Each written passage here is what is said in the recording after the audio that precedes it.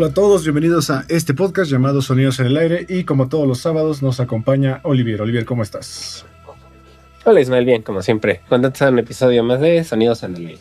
Así es, y recuerden que en este programa hablamos de música, hablamos de discos, hablamos de bandas, hablamos de géneros. Y pues antes de empezar con nuestro tema de hoy, mis condolencias a todos los fans de BTS, porque lo que supe es que ya se acabaron y que Ticketmaster creo que fue una mierda y sacó a muchísima gente en la fila virtual. Como siempre, ¿no? Como siempre, pero Sí. yo creo que si hay un colectivo al que no hay que hacer enojar es a los fans del K-pop.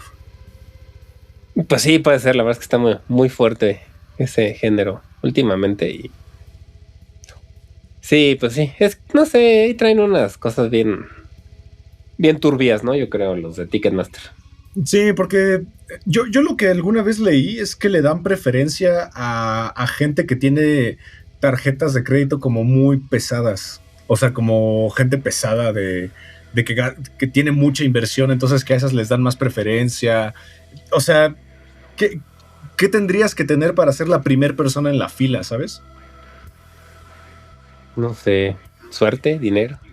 No sé, se me hace raro, porque también en México ya aplican las tarifas dinámicas que en otros países hacen. No estoy seguro si aquí ya lo hacen o no. ¿Para Ticketmaster? Sí, es que en Estados Unidos y otros países tienen como Uber, que si tienes más demanda, te cuesta más caro el boleto y así. Le llaman no sé. tarifas dinámicas, entonces no sé si en México también tengan eso. No Entonces sé. luego por eso sacan gente, porque como que te ven pobre y dicen, no, pues tú no, vamos a dejar a los que sí pueden pagar la cuota cara. No tengo ni idea porque como nosotros no vamos a conciertos caros, Pues casi no. la neta no sé. O sea, tal vez al último concierto caro o magno al que fui tal vez fue Blink, pero según yo fue fácil conseguirlos porque mucha gente no quiso ir por la cancelación de años anteriores. Sí, como que pensaban que no iba a ser, ¿no? Exacto, entonces pues sí, la verdad los que intentaron hacer la fila virtual a BTS y a esa preventa, pues lo siento. Sé que se cerró rápido y que a mucha gente la sacaron y que hay mucha gente enojada. Entonces, pues bueno, lo siento. Pues sí, también los revendedores, ¿no? Eso también. Sí, digo, no sé en cuánto estaban, no creo que sea barato, es el Foro Sol. No.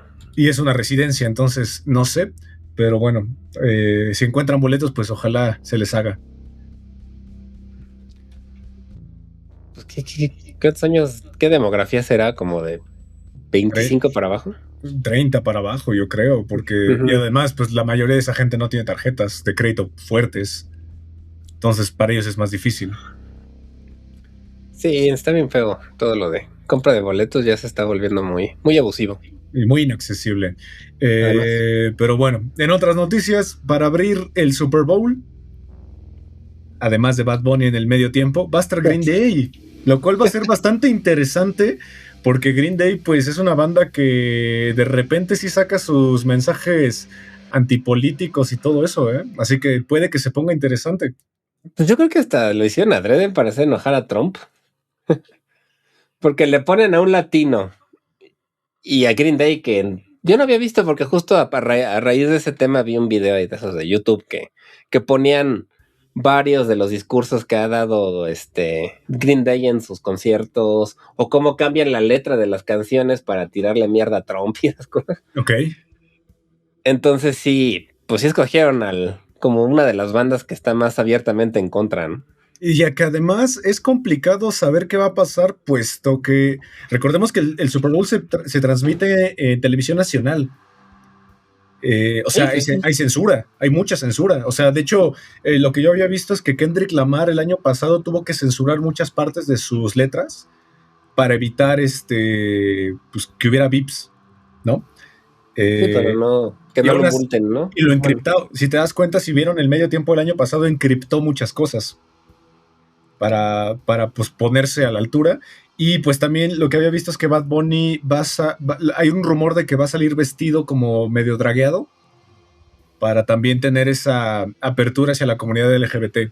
Entonces, yo creo que más que el partido, los eventos musicales van a ser lo interesante este Super Bowl. No sé, va a estar raro, la verdad. No sé, escogieron. No sé, de hecho yo hubiera preferido que hubiera estado Green Day en el medio tiempo y Bad Bunny en el abriendo. Se me hubiera hecho más interesante, pero yo sé que por la fama que tiene Bad Bunny y eso, pues no, pero hubiera preferido, ¿no? Que estuviera Green Day en el medio tiempo. Pues sí, ya veremos qué tal sale. Recuerden que faltan 2 semanas, así que ya veremos. 3, perdón. Este fin de semana es la final para ver quién va al Super Bowl, así que ya veremos. Así que, pues bueno, vamos a empezar. Hola a todos los que están por acá en el chat de YouTube, en el chat de Instagram. Isa, que como siempre aquí está, al pie del cañón. Si nos quieren comentar sobre el tema de hoy, aquí los leemos con mucho gusto. Si son tan jóvenes como Isa, a lo mejor no sienten el peso del tema de hoy. Nosotros ya dos viejos sí lo sentimos bastante, porque hoy vamos a abordar algunos álbums que hoy 2026 cumplen 20 años. O sea, yo estaba en la secundaria y tú estabas en la universidad. O acabando, pues ¿no? En el 2006, pues yo acabé en el 2011 la universidad, pero porque me atrasé mucho. Okay. Entonces sí estaba entrando a la carrera de comunicación, porque ya había estado en marketing y en ingeniería en audio y en otras cosas. Yo estaba entrando a la pubertad. ¿Cuál es peor? Bueno, sí es una época más difícil. Así es, así que si son muy jóvenes tal vez no resientan tanto el tema de hoy, pero nosotros sí lo resentimos. Algunos álbumes que cumplen 20 años, escogimos obviamente álbumes que sean importantes para la música o que sean importantes para nosotros. Si ustedes nos quieren comentar algunos, adelante, aquí con mucho gusto los leemos. Y pues vamos a empezar con una banda que este álbum marcó una época interesante, sobre todo tal vez para mi generación más, porque estaba el movimiento emo en pleno apogeo. Y son dos álbums que lo marcaron de una manera muy latente. Uno es el December Underground de AFI, porque AFI ya había cambiado su estilo, ya se habían salido del hardcore punk para que en el Sing the Sorrow se metieran a la música gótica, al post-hardcore, al emo-core, pero el December Underground es un disco completamente de emo, en donde incluso David Havok tenía ya este fleco sumamente planchado, con un maquillaje muy cargado y donde su música ya se sentía más lúgubre. Y el segundo ejemplo, que yo creo que sería el ejemplo más importante y que mucha gente seguramente lo va a disfrutar el próximo mes porque vienen a México, The Black Parade de My Chemical Romance. Sí, pues son dos como bandas muy importantes, ¿no? En el emo. Yo, AFI o a Fire Inside, o como le digo. AFI. Yo cuando los escuché, a mí siempre se me hicieron como proto-emo, como que eran los que sentaron un poquito las bases para bandas como My Chemical Romance, porque son güeyes más viejos, ¿no? O sea, en cuanto a edad. Un poco, sí. Un poquillo más. Y siento que ellos, como dices, ¿no? Empezaron más como hardcore, un poco más rudos, y ya después le fueron variando y se volvieron como base del emo, creo. Digo, hoy hacen Darkwave. O sea, es una banda que ha mutado muchísimo. Pero yo creo que comparado con My Chemical Romance tuvo mucho más alcance. O sea, es una banda muy masiva que agotó las fechas en México, las agotó en el Foro Sol, cosa que no es fácil. Y que es una banda que como solamente sacó 4 discos y se retiró muchísimos años, yo creo que es una banda que se volvió más como de culto. Sobre todo por los proyectos que sus diferentes miembros empezaron a hacer. Y yo creo que más sobre Gerard Way, que digo, le fue súper bien con su Umbrella Academy, que es una de las series más exitosas que ha tenido Netflix. La verdad le fue súper bien ahí. Y que es una banda que yo creo que cualquier persona que se haya metido al movimiento emo, yo incluido, te tenía que gustar My Chemical Romance. Pues sí, es de esas bandas que eran muy populares. La verdad es que los escuché ya hasta un poco como tiempo después, porque en esa época cuando empezaron yo era muy pues de esos típicos de es que como no es metal y no son Pantera, no me gusta, ¿no? Claro. Pero con el tiempo los empecé a escuchar y unas que otras canciones y todo, y la verdad es que sí les agarré el gusto sobre todo en canciones específicas que sí me gustan bastante. Pero sí sé que pues es un disco muy importante, ¿no? De Black Parade. Y la canción inclusive también, ¿no? Welcome to the Black Parade. Y además, el Black Parade es un álbum que además era raro en este movimiento porque es un álbum conceptual, es una ópera, una ópera rock que habla sobre la muerte, que habla sobre la pérdida, que habla sobre, incluso por ahí tiene una canción sobre la mamá de Gerard Way, que falleció de cáncer, y que como adolescente tú decías, pero yo nunca había pensado en eso, ¿sabes? Nunca había pensado que era salirme de mi incapacidad de pensar más allá de mí, de mis problemas como adolescente, y pensar que pues, también mis papás se van a morir. Pues que My Chemical Romance es muy mórbido, ¿no? Inclusive sus videos y su forma de escribir, las letras, sí tiene mucho que ver con la muerte, ¿no? Pues Umbrella Academy también tiene algo que ver por allá. Sí, y con toda esa, pues sí, como melancolía adolescente que siento que les falta un poco a los adolescentes nuevos, no sé. Exteriorizarlo. Yo creo que les falta exteriorizarlo un poco porque, o sea, digo, tú y yo que trabajamos con adolescentes, Sí. a mí lo que me he dado cuenta mucho es que la mayoría de los adolescentes sí sufren, obviamente, todavía el teenage angst, Sí. pero no lo exteriorizan. O lo exteriorizan ya con cosas, no sé, como que lo canalizan en cosas menos creativas, en mi opinión. Digo, a lo mejor no estén de acuerdo conmigo los que tengan ese dado, pero siento que lo canalizan diferente a como era en la generación de My Chemical Romance o anteriores todavía. Pues a mí me tocó los Smashing Pumpkins, por ejemplo, cuando era adolescente, que pues, también era súper melancólico y triste, y la generación X y todas esas cosas. Pero siento que falta, ¿no? Como esa melancolía que tenían y que los llevaba a crear arte ya muy padre con el tiempo, ¿no?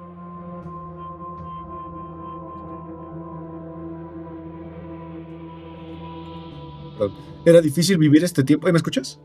Sí, ahora sí. Era difícil vivir este tiempo porque la mayoría de toda esta gente no vivió el 9/11, que fue un momento muy importante para toda la cultura, porque por primera vez vimos a un país tan glamuroso, tan imponente, tan importante como Estados Unidos ser atacado y ser vulnerable. Y a partir de ahí, de hecho, si ustedes ven historia de la música, vean los lanzamientos post 9/11 y pre 9/11. Son muy distintos. Es que también hubo mucha censura, ¿no? Hubo un tiempo que censuraban un montón todo lo que tenía que ver con el... No podían salir las Torres Gemelas en las películas. No podrían canciones que hablaban de atentados o de muerte, y eso tampoco podían salir en el radio. Y como que, no sé, siento que hubo mucha censura de parte de Estados Unidos a temas relacionados con, pues con eso, ¿no? Con pérdidas, con... Sí, exacto. Incluso el cine cambió El mucho cine también. después del 9/11. Y es lo que dices, o sea, tal vez la juventud moderna no exterioriza tanto esto porque todo lo que sea mundialmente noticia lo ven sumamente digerido. O sea, Sí, siento que se volvió muy sobreprotector, como el mundo. sí, porque, o sea, tú ves una noticia en TikTok y la ves tan resumida, tan digerida para que YouTube o TikTok o Instagram no te la censure, que no la estás viendo realmente como era. O sea, tú y yo vimos el 9/11, yo me acuerdo haberlo visto en la tele, en vivo. Yo estaba viendo en vivo de, güey, o sea, yo vi el segundo avionazo en vivo. No sé por qué, porque era Sí, jueves. yo también me acuerdo, Eran sí. las Yo 9 estaba de en la... Yo estaba en la prepa, igual me acuerdo, y que todo el mundo empezó a irse a la cafetería a ver la tele, y fue así de plano cancelaron las clases y nos dejaron ir. Ok. Y sí, en mi casa cuando llegué yo estaba solo, prendí la tele y me puse a ver todo lo que pasaba, y sí también me tocó ver cómo llegaba el segundo avionazo. Sí. Sí, sí, sí, Sí, pero fue un momento complicado porque, o sea, ¿qué momento impactante ha tenido la nueva generación? ¿La pandemia, COVID-19? pues yo creo que sí es lo que más les ha impactado, pues sobre todo a los chavos que ahorita están en prepa, de que algunos que entran a la universidad, pero sí, yo creo que es lo que más les ha costado. Y sí les causó una impresión fuerte, pero distinta. Como digo, no siento que como que falta esa melancolía, o no sé cómo Es llamarle. que para mí, que yo ya era adulto cuando fue la pandemia, era más como de, te protegían de una manera como no vas a salir de la casa porque si te sales te mueres. Ajá. No puedes ver a tus amigos más que en línea. Entonces, esa convivencia humana, ese bullying incluso, ese amor que tú empezabas a sentir en la secundaria, en la prepa, no lo vivieron de una manera virtual. Tú y yo sí lo vivimos, o sea, digo, a mí no me hacían caso en la prepa ni en la secundaria ninguna persona, ¿no? Pero de alguna manera yo veía a la chica que me gustaba, la veía a través de mi salón y estaba con ella todo el día. De 7 de la mañana a 2 de la tarde estaba ahí con ella. Me bullearon en físico. Mis papás, yo no los veía hasta en la noche. Básicamente yo estaba en mi casa solo toda la tarde haciendo tarea o jugando videojuegos o lo que sea, pero por lo menos era una experiencia que a todos nos tocó vivir. A esta gente no le tocó vivir eso. O sea, los que estaban en pandemia y vivían con sus papás, tuvieron que vivir con sus papás las 24 horas del día estando encerrados todos ahí. Y eso, o sea, yo creo que para las emociones de un adolescente es devastador. Sí, claro. Que por eso se me hace raro que no haya como tanta, como, bueno, a lo mejor porque también tal vez no las conozco, ¿no?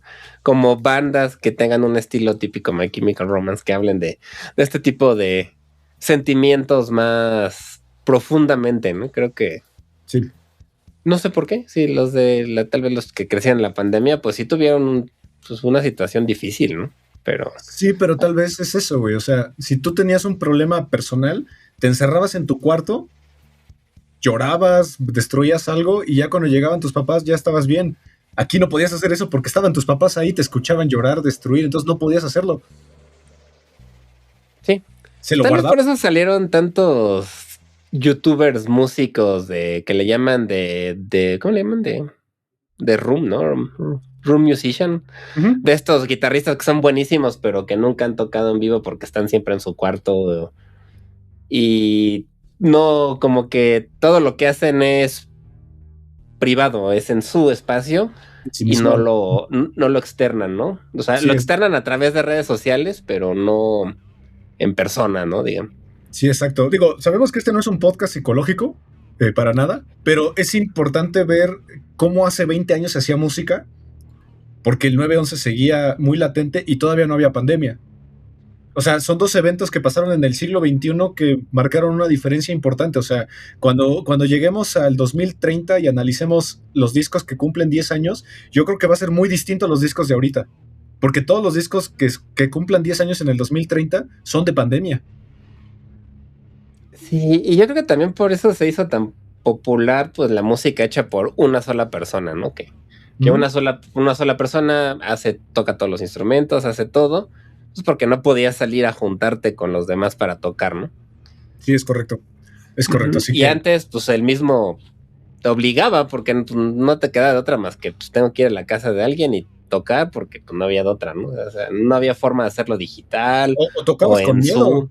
O sea, Homero, por ejemplo, venía a mi casa a tocar y los dos traíamos cubrebocas y era de, güey, ¿has tocado a alguien? No, oye, y ponte Lysol, perdón, y ponte en el pinche tapete este que sirve para dos cosas, para nada y para lo mismo, y a ver tu prueba de COVID. O sea, yo me acuerdo que de repente invitamos a un amigo a tocar y él nos preguntó, oigan, ¿ya se hicieron prueba de COVID?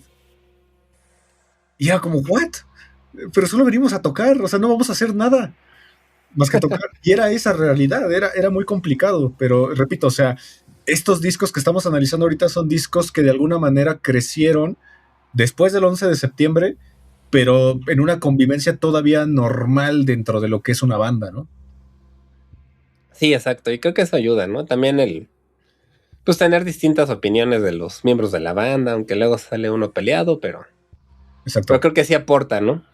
Exacto. Vámonos a los países nórdicos, porque ahora vamos a hablar de una banda que, si son fans de películas de vikingos, si por ejemplo vieron The Northman, de Robert Eggers, esta banda es para ustedes. Amon Amarth, una de las bandas de Viking metal más importantes, de death metal melódico más importantes, saca este año mi disco favorito de ellos, que es el With Odin on Our Side. Un disco que a mí me parece que es una obra maestra del death metal melódico, del Viking metal heredero de Bathory, por ejemplo. Y que además es un disco importante porque posiciona a Amon Amarth en un punto en donde ya no solo era una banda que tocaba bien chingón, sino que además en los en vivos traían sus barcos vikingos. El vocalista, su micrófono era un cuerno vikingo, y hacen un espectáculo en donde de repente, no me acuerdo en qué canción lo hacen, creo que es Fury of the Gods, que hacen que el público se sienta y tienen que remar. Sí, como si fuera como un Drakkar, ¿no? Exacto, es con este tour con el que empiezan con ese show.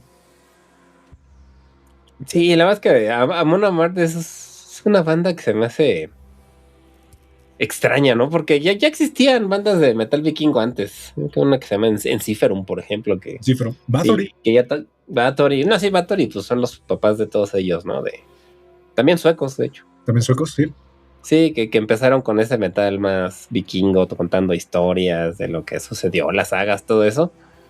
Pero sí, Amon Amarth fueron los que lo lograron llevar a un nivel mucho más comercial, aunque no es que sea una banda súper comercial, No. pero comparada con todas las que había antes de este tipo de estilos, sí sobresalieron mucho, ¿no? Sí, porque además era de esas bandas que eran los headliners a veces del Wacken, del Hellfest.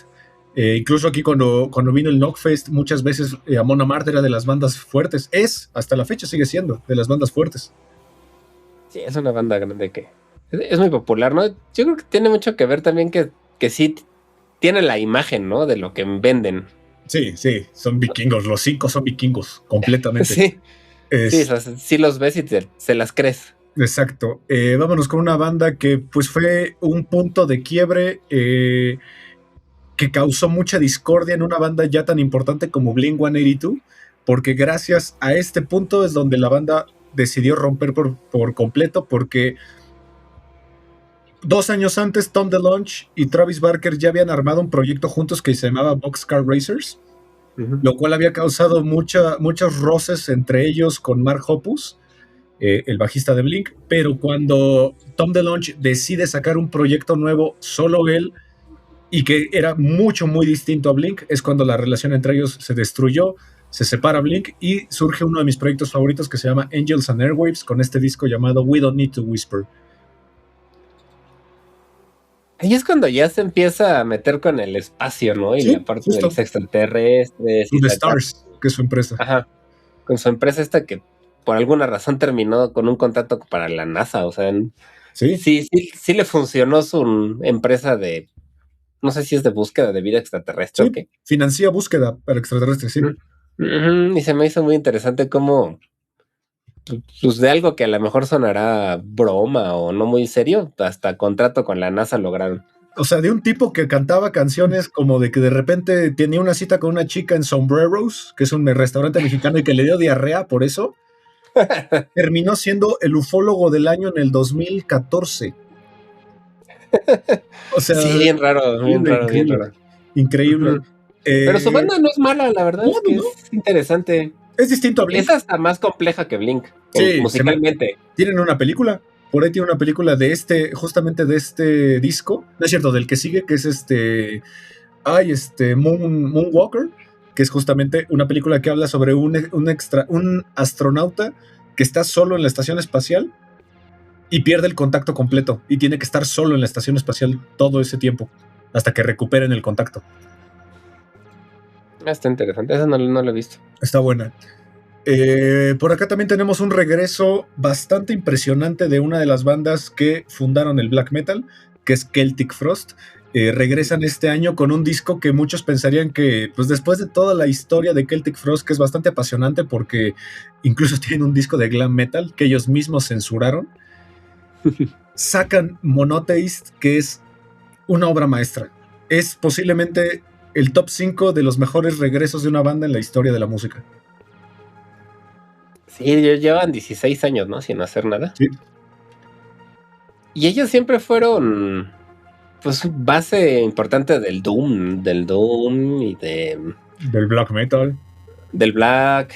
Pues, inclusive por ahí un poquillo de trash tienen de todo, ¿no? Y que siendo una banda suiza, se me hace como extraño, ¿no? Porque, bueno, Suiza no es un país que uno relacione tanto con ese tipo de géneros, ¿no? Uh-huh. Y salen de ahí. Y lo raro es que después de esto se separaron, ¿no? Fue cuando definitivamente se separan y hace Triptych con G Warrior. Ajá. Y ya valen, pero mantienen como esa, pues, relevancia que tienen, ¿no? Como innovadores del género de varios géneros del metal. Exacto. Vámonos con una banda favorita por aquí de este podcast, que también este año marcaron un punto importante en su discografía. Su segundo álbum, Saturday Night Wrist. No es cierto, su cuarto álbum, perdón. Saturday Night Wrist. Los Deftones llegan a este año con un disco que también marcaría un punto de quiebre en su discografía, porque es la primera vez que se meten un poquito al terreno del Dream Pop. Sí, es cuando empiezan a hacer ya ese cambio un poco más drástico entre el estilo que tenían pues, en finales de los 90, inicio de los 2000, con el estilo que creo que siguen manteniendo, aunque con variaciones, ¿no? Sí le van cambiando. Y pues tiene la característica que también fue el último disco que hicieron con Chi Cheng, Sí. antes de que tuviera su accidente, y que pues consideran que les costó mucho trabajo grabar el disco porque estaban como en situaciones personales complicadas, pero sí marca ese cambio que a muchos les gustó, a muchos no, pero como que se animaron ya a tocar el estilo que querían tocar, creo. Sí, yo creo que es el momento en donde se separan completamente del new metal. Sí, es cuando Es dicen, aquí, ¿saben qué? Ya vamos a hacer, pues no sé, post metal o post-rock, post post-metal, sí. hardcore, post rock, Sí, y ya. exactamente, es un disco importante. Por ahí, Hole in the Earth posiblemente sea la canción más icónica. Main, que es una canción que tienen incluso por ahí con Serj Tankian, que aquí Sí. ya había valido madres System of a Down también. Ya habían sacado su Mesmerize Hypnotize. Es un buen disco, escúchenlo, la verdad vale mucho la pena. Por aquí también tenemos un disco icónico dentro del Stoner y del Doom Metal, que es el Dope Throne de Electric Wizard.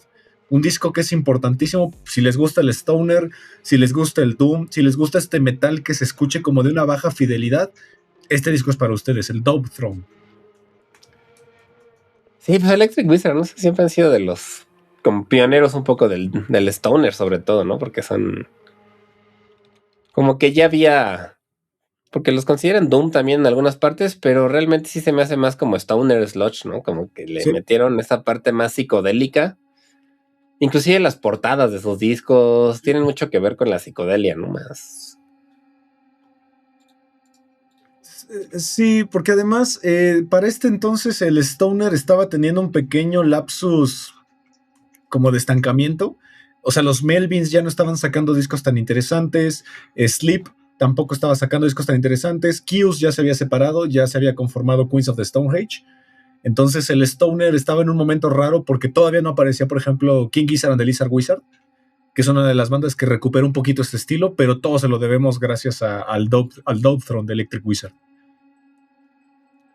Sí, y también digo que eso no debe ser tan importante, pero como una mujer como miembro de la banda, creo que es de las primeras bandas que tuvieron un miembro femenino popular, ¿no? O sea, que era parte como de la banda importante. Y de una banda pesada, además.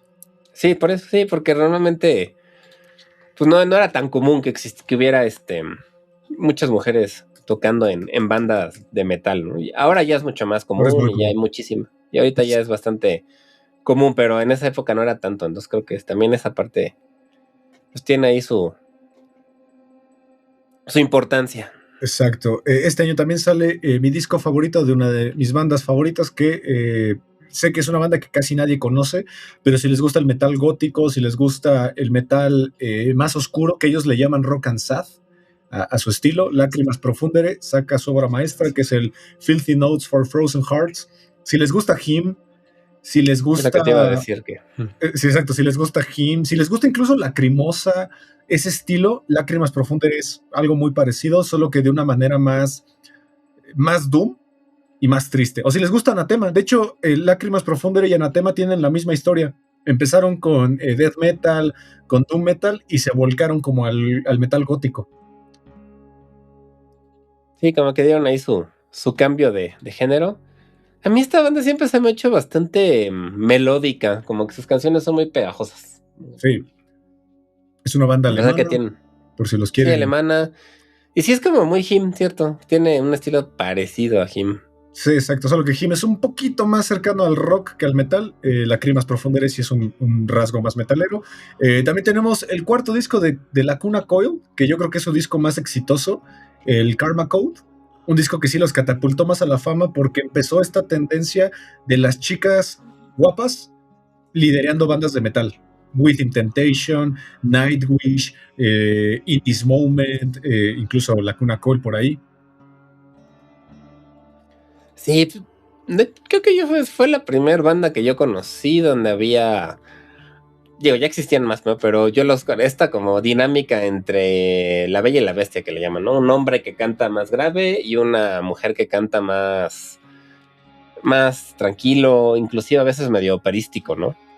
Ella no, creo que Ella no tanto, sí, no, Cristina no lo hacía, sí.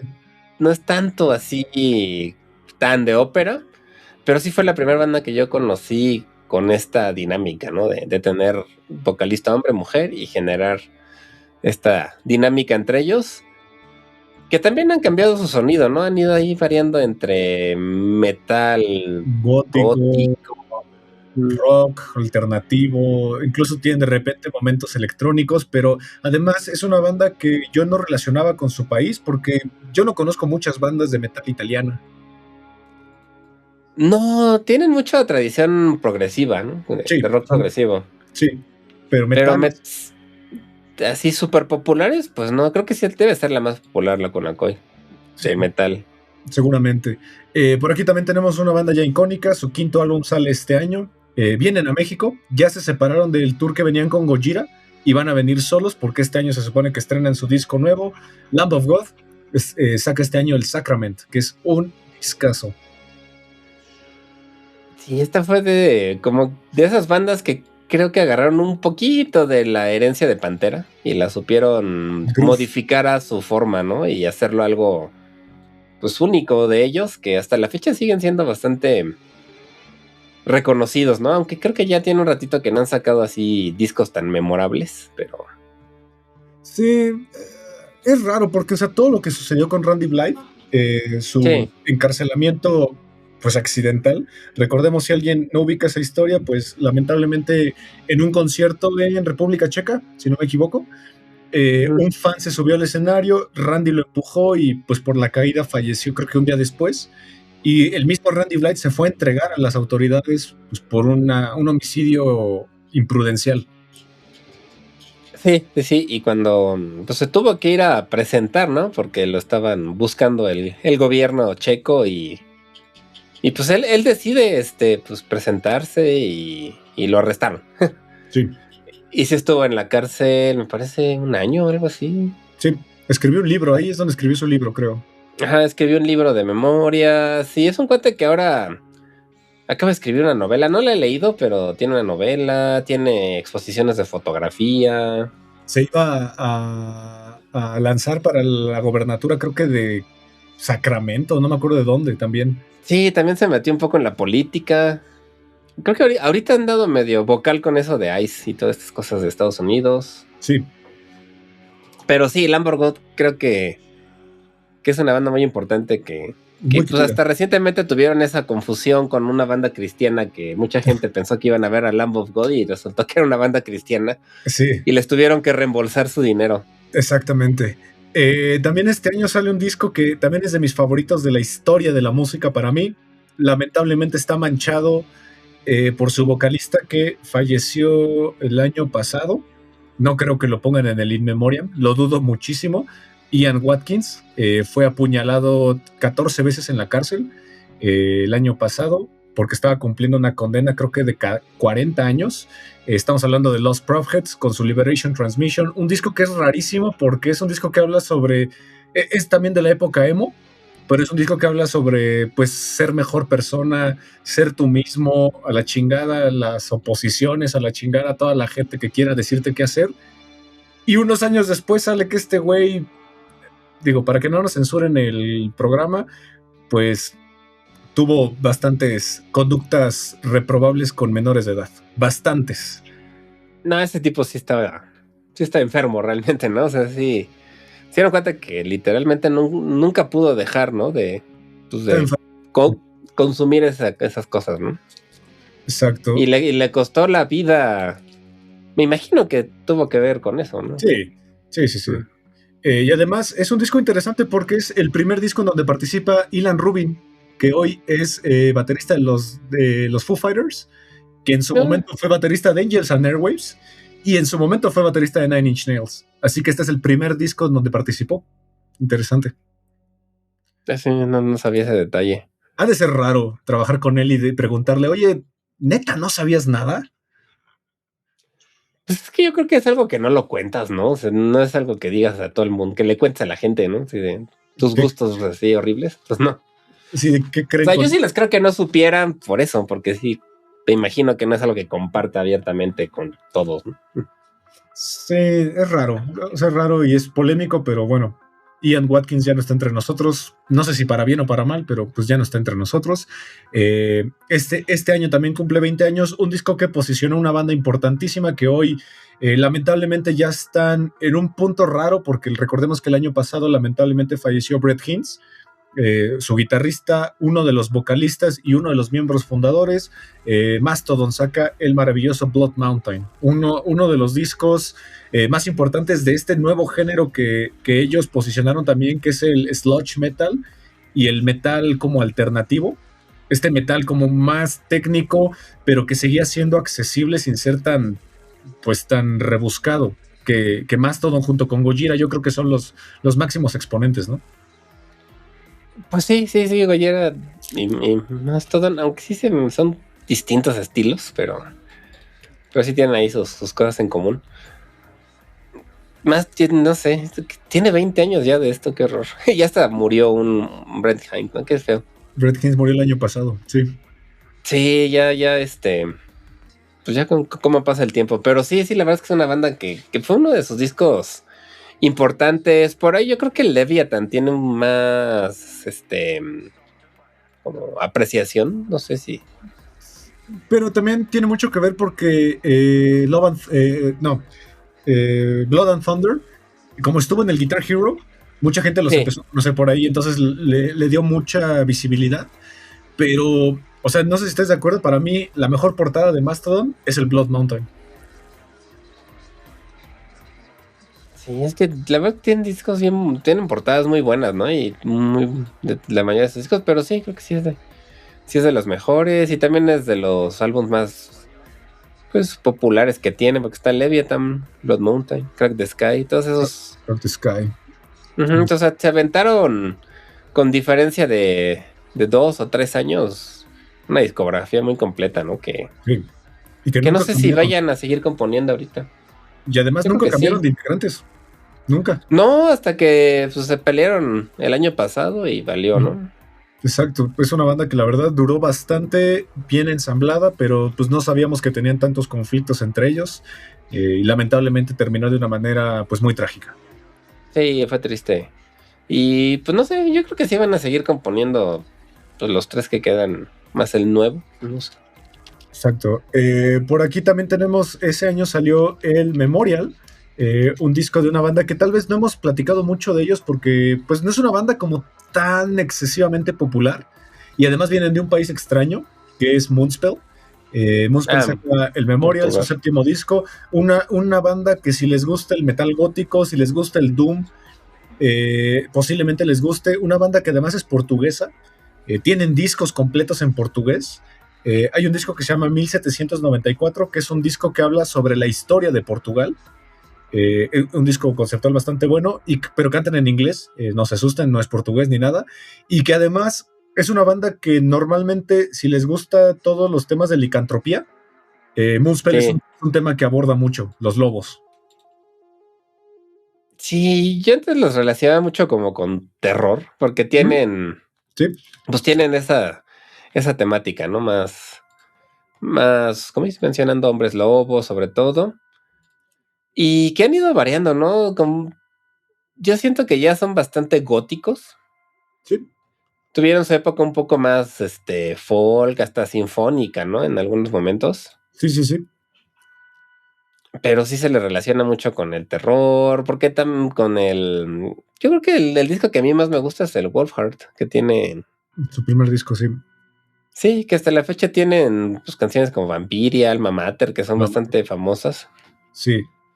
Pero son muy buenos, yo los vi solamente una vez en vivo y la verdad es que tocan chido. Sí, es una banda muy buena.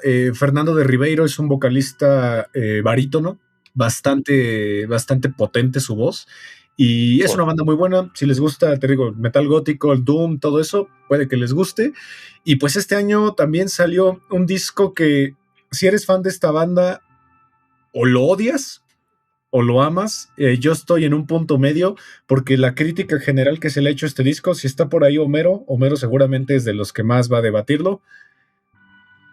La crítica general está llena de rellenos, valga la redundancia, que es un disco básicamente de hits con chingos de rellenos. Es un álbum doble producido por Rick Rubin, último disco de la segunda etapa con John Frusciante. Estamos hablando del Stadium Arcadium de los Red Hot Chili Peppers. Sí, no es que sea malo el disco, porque no lo es. También sí tiene uno que otro sencillo bastante famoso, ¿no? O popular. Yo me quedo con el Californication de los Red Hot Chili Peppers también por la época en la que salió y todo. Sí. Pero la verdad es que no es un mal disco, ¿no? La verdad, Es un disco largo, son 2 discos, son 32 canciones. Lo cual digo, hoy 2026, ¿quién se avienta 32 canciones de corrido en una sentada? Pero que sí, o sea, la crítica en general del Stadium Arcadium es que es un disco donde básicamente parece un disco solista de John Frusciante y que invitó a los otros 3 a que le ayudaran, porque todas las canciones en general son pretextos para hacer solos de guitarra. Que es la crítica pero son solos como de John Frusciante. modestos, ¿no? O sea, tampoco así que sea como shred así todo el tiempo. Sí domina el estilo de John Frusciante, pero tampoco se me hace que sea un disco solista. Es un disco con mucho relleno, eso sí. Sí, hay varias canciones que yo de repente sí me brinco. Sí, pues ¿cuáles son los sencillos de este disco? Porque Danny California, Home the Bump, Tell Me Baby, Desecration Smile, Snow, que es de las más famosas, y Charlie. Sí, pues, la verdad es que es un buen disco. Lo que no me gusta es la portada, no sé. Sí, es muy fea. Sí, unas letras ahí como con extrudado ahí 3D y como, pues, supongo que es la Tierra que se ve ahí de fondo, así como... Es Venus y Marte. Es Venus y Marte. Júpiter y Marte. Entonces, sí. Pero pues sí tiene sí tiene sencillos importantes de la carrera de los Chili Peppers, pero tampoco de los más populares, ¿no? Sí, que además, repito, marcaría el final de la segunda etapa de Frusciante. Si no se sabe la historia, Frusciante en la gira de este disco les avisa que se va a ir porque él quiere seguir con su carrera solista y que además se quiere meter a la música electrónica con su proyecto Trick Finger.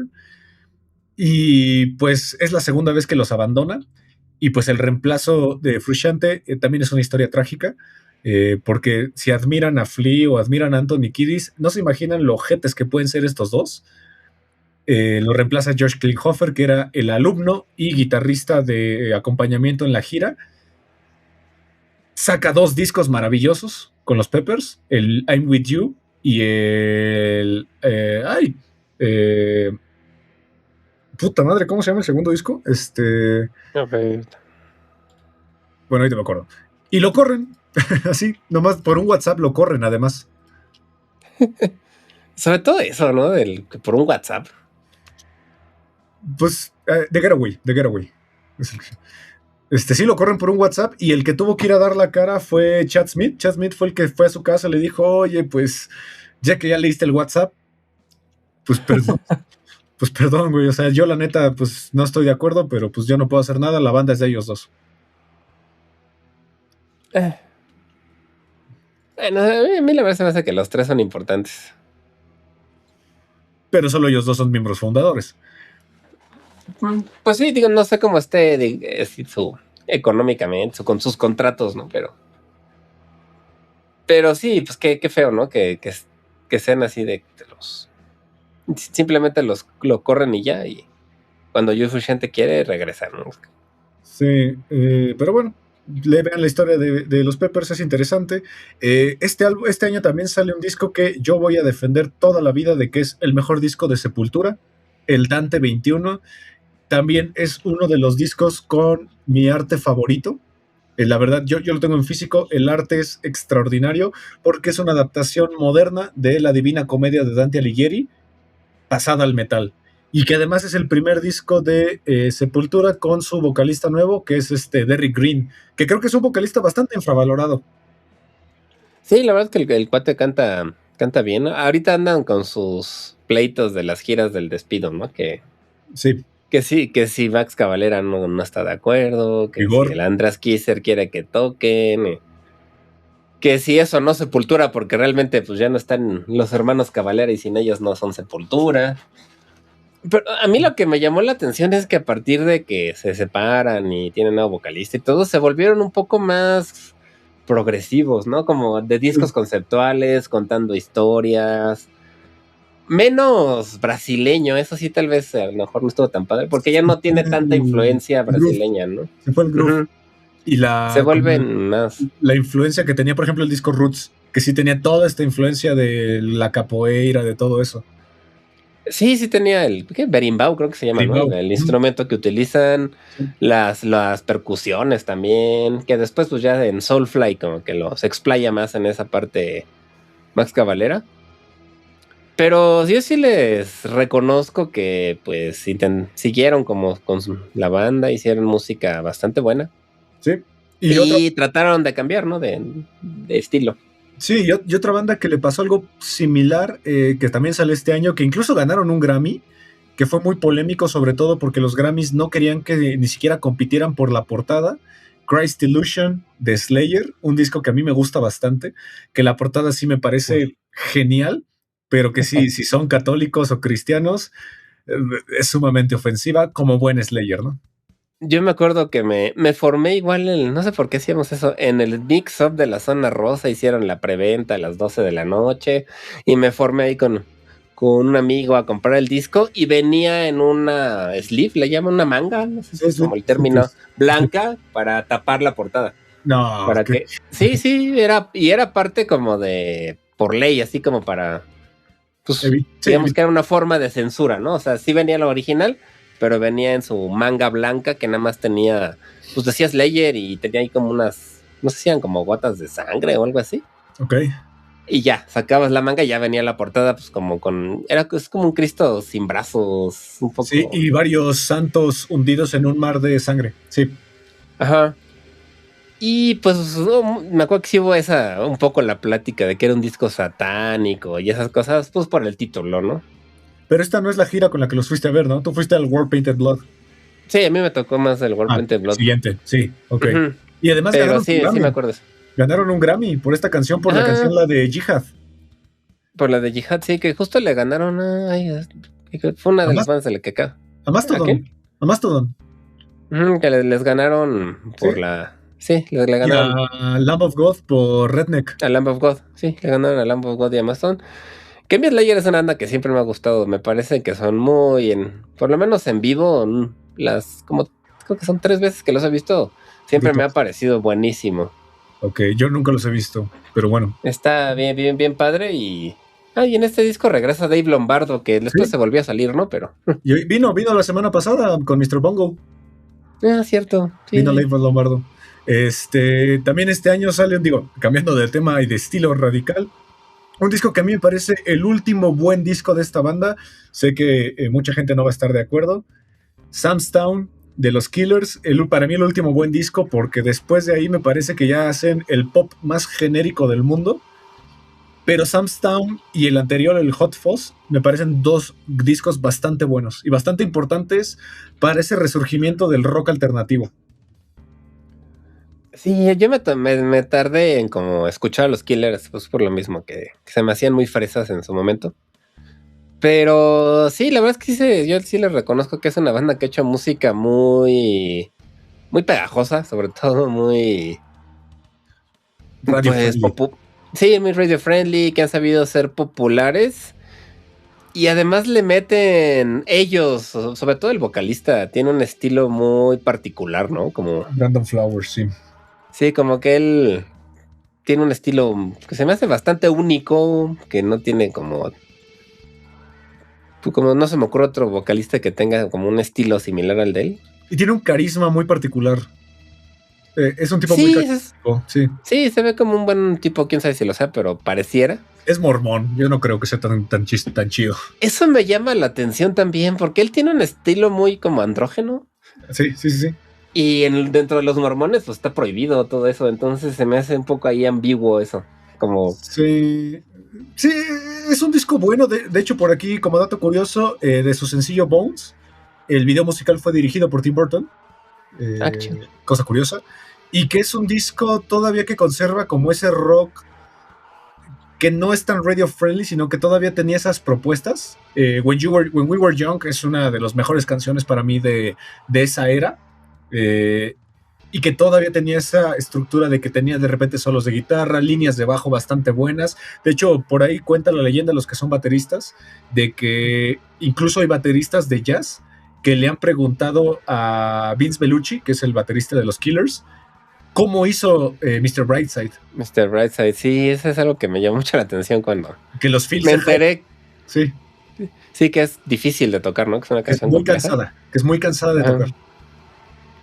Sí, la verdad es que es una buena banda de Killers, pero yo les he perdido la pista, no sé qué han hecho nuevo últimamente, la verdad, yo supongo que. No sé si sacaron disco nuevo hace 2 años, yo la verdad les perdí la pista, vinieron en México hace 2 años, pero a mí el último segundo estudio es en el 21.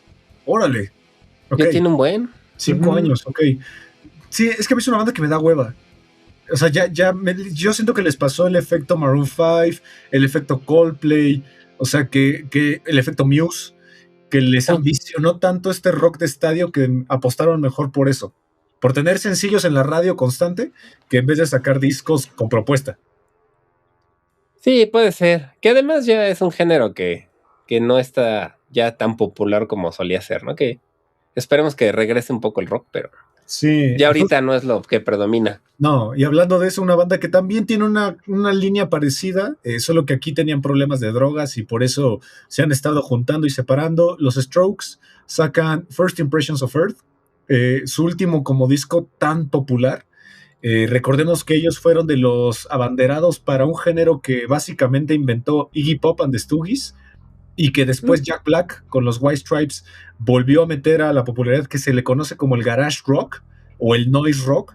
Este sonido que se asemeja mucho a estar tocando con tus amigos en un garage con amplificadores culeros, sin trampas de ruido para que se escuche todo de manera armónica. Se escuchaba como ensayos. O sea, Is This It, que es su primer disco, se escucha como un ensayo. Luego empezaron a tener como éxito más masivo con Reptilia, que yo creo que es su canción más icónica. Y este disco ya se siente un poquito más sofisticado. Pero lo que se dice es que este disco fue conflictivo porque su guitarrista, Albert Hammond Jr., tiene muchos problemas de drogas. Y pues Julian Casablancas se dice que también es un tipo bastante difícil de tratar. Pues se les veía, ¿no? En sus presentaciones que hacían a veces en programas de televisión y cosas así, se veían medio pasados. Así.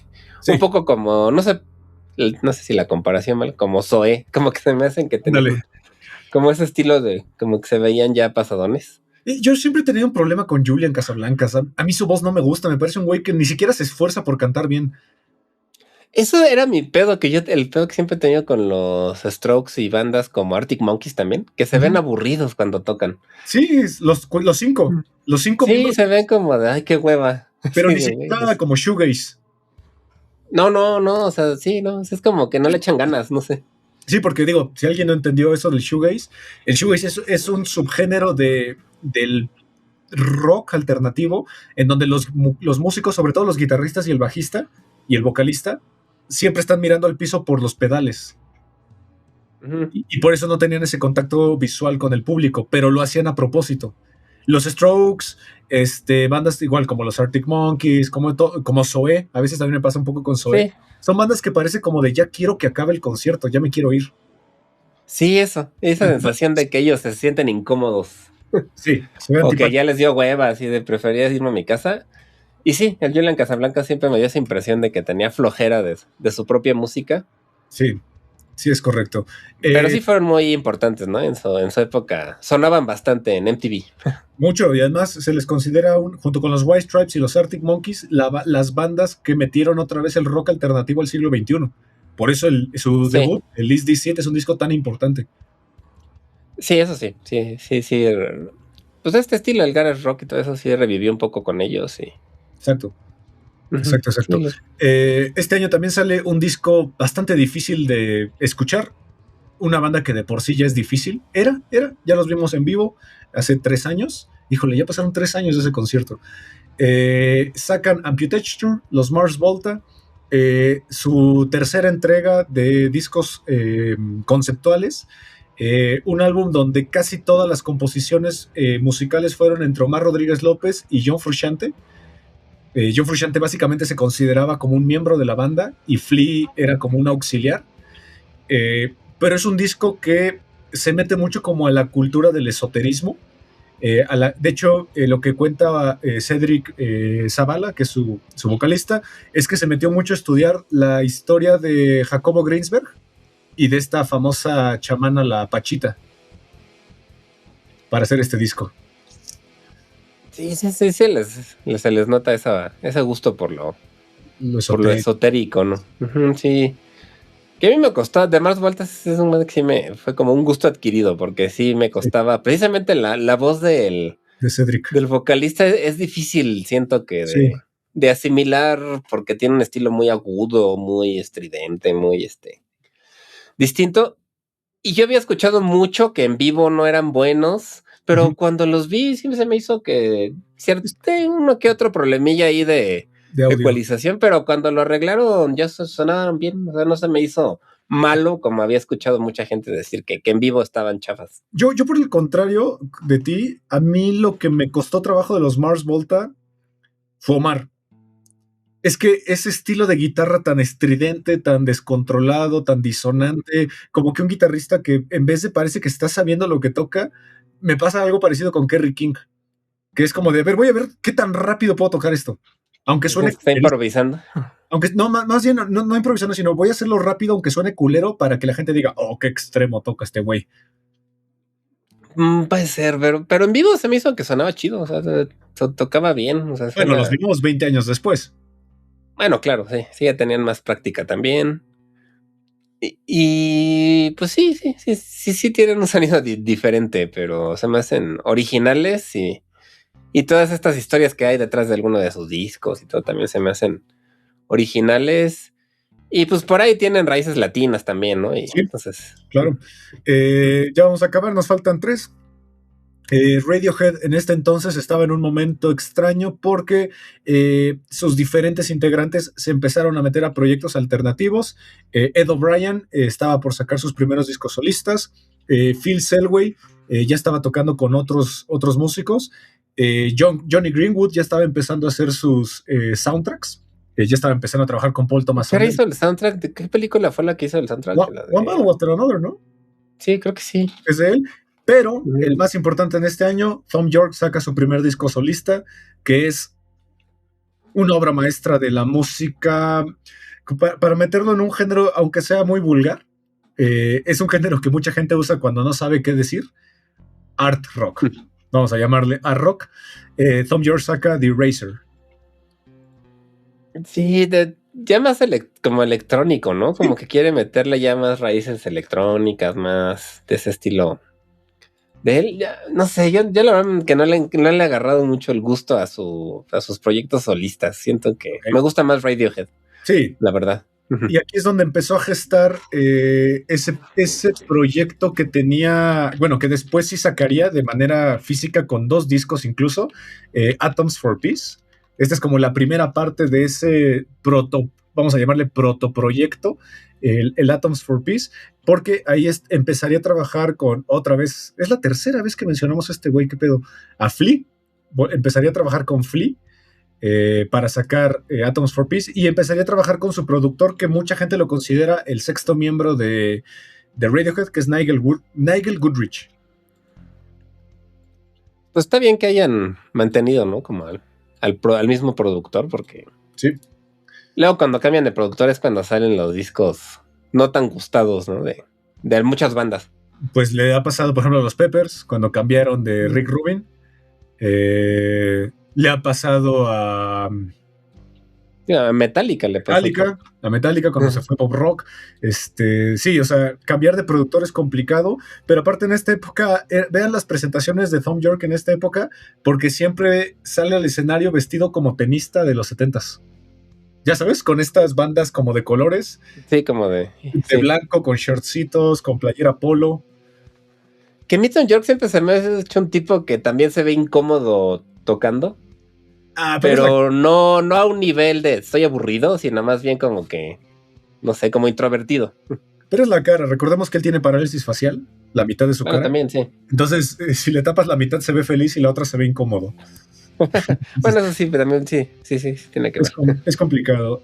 Últimos 2 discos, debut de esta banda que se volvió famosa gracias a Jackass, curioso, porque se empezaron a juntar con ellos y ellos prestaron parte de su música para hacer la 4ª entrega de Jackass, una banda que yo afortunadamente pude ver en vivo hace 6 años ya.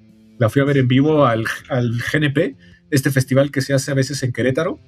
Wolf Mother, una banda que metió otra vez este rock psicodélico, este rock más orientado como a la guitarra, muy de la mano como de Ted Nugget, o de la mano como de esta banda emblemática que se llama T-Rex. Ese estilo de rock. No las había relacionado con esa banda. Pero pues sí, la verdad es que sí es cierto que tienen un estilo un poco más clásico, ¿no? Como de rock más clásico, más tradicional. Sí, pero eso que es una banda que no te gusta. No, es que me pasaba un poco igual con la voz. Sí. Que se me hacía igual muy aguda, muy estridente, pero pues igual un gusto adquirido, ¿no? Pero musicalmente sí se me hacían pues movidos, o sea, pegajosos, tenían música bastante pegajosa, muy... Sí, Joker and the Thief es un himno de estadio, básicamente. Y la portada de ese disco se me hace muy, no sé, como podría ser de Mastodon, no sé. Es del mismo pintor que hace las de heavy metal. Sí, tiene ese estilo muy como... No, ¿cómo se llama? Pero es ese pintor, los de heavy metal. Y pues obviamente para cerrar con broche de oro, un disco súper polémico que ya cumple 20 años y que en su momento, hace 7, nos preguntábamos si iba a tener secuela. Esperamos 13 años la secuela de este disco. Llegó en 2018, llegó la secuela, Fear Inoculum.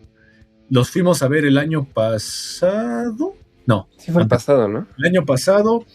Y este disco que pues obviamente tenía una tarea bastante difícil, que era pues seguirle la línea a su predecesor, que es Lateralus, uno de los discos más importantes de la historia.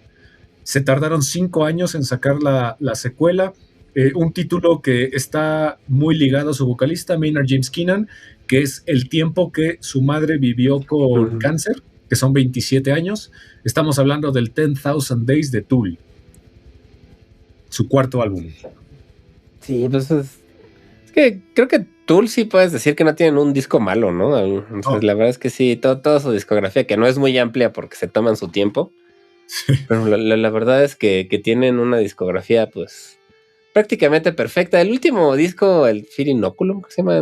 Sí, a mí me encanta. Eso es bueno, tal vez no es tan bueno como las anteriores, pero sí, no han sacado nada malo. Y no mames, ya tiene 20 años.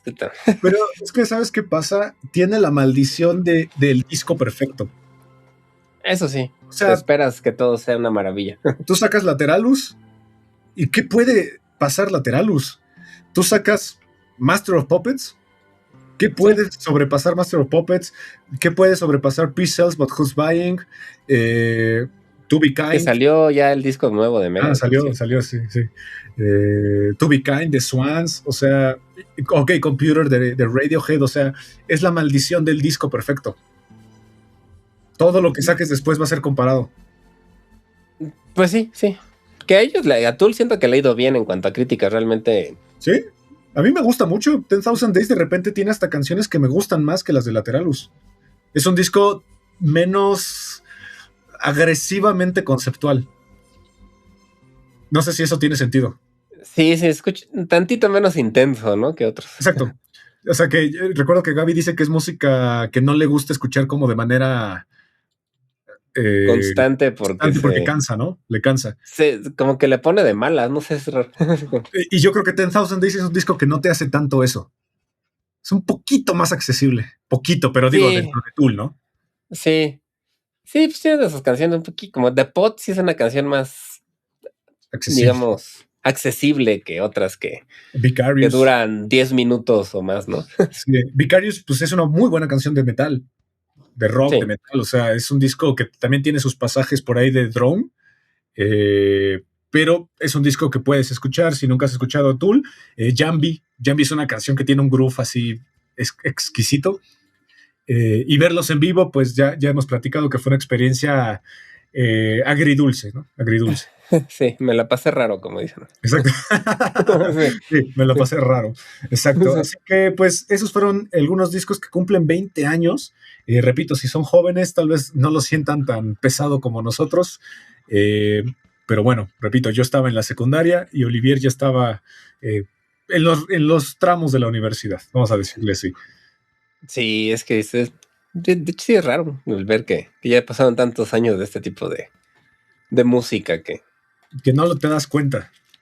No, es que no te das cuenta cómo el tiempo pasa tan rápido y pues sí, hay muchos que ni habían nacido todavía en el 2006, ¿no? Pero digo, para que te des una idea, este año también cumple 30 años el Antichrist Superstar de Manson. 30. Hace 30 años estaba The Beautiful People en MTV.